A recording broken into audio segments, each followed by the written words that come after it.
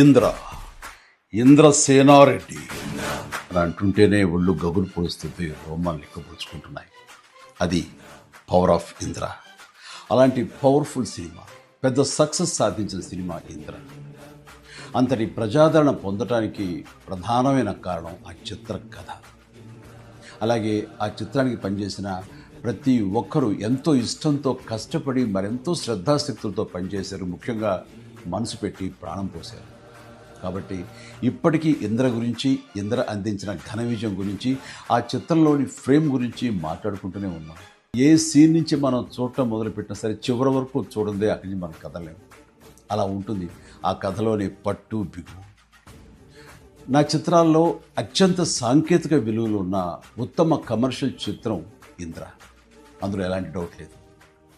కథ, screen play, డైలాగులు, ఆర్టిస్టుల పెర్ఫార్మెన్సెస్, అలాగే emotional scenes, background score, songs, fights and what not, everything. And అన్ని పీక్స్లో ఉంటాయి.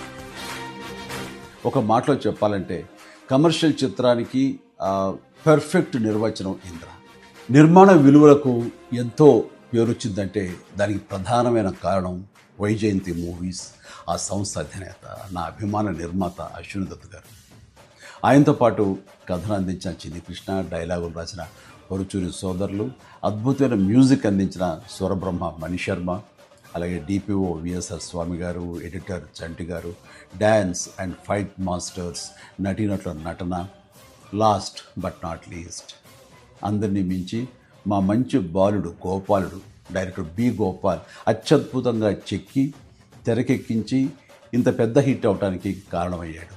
వారందరికీ నా ధన్యవాదాలు.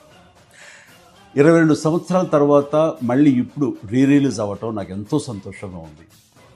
జూలై 24, 2002 నాడు ఎలాంటి భావోద్వేగానికి నేను లోనయ్యానో సరిగ్గా ఇప్పుడు అలాగే లోనవుతానికి వాస్తవం.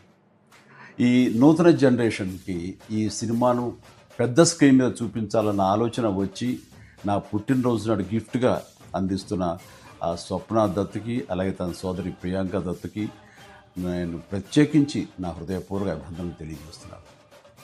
చూడబోయే మీకు కూడా పూర్తి ఎంటర్టైన్మెంట్ గ్యారంటీ అని చెబుతూ సెలవు తీసుకుంటున్నాను.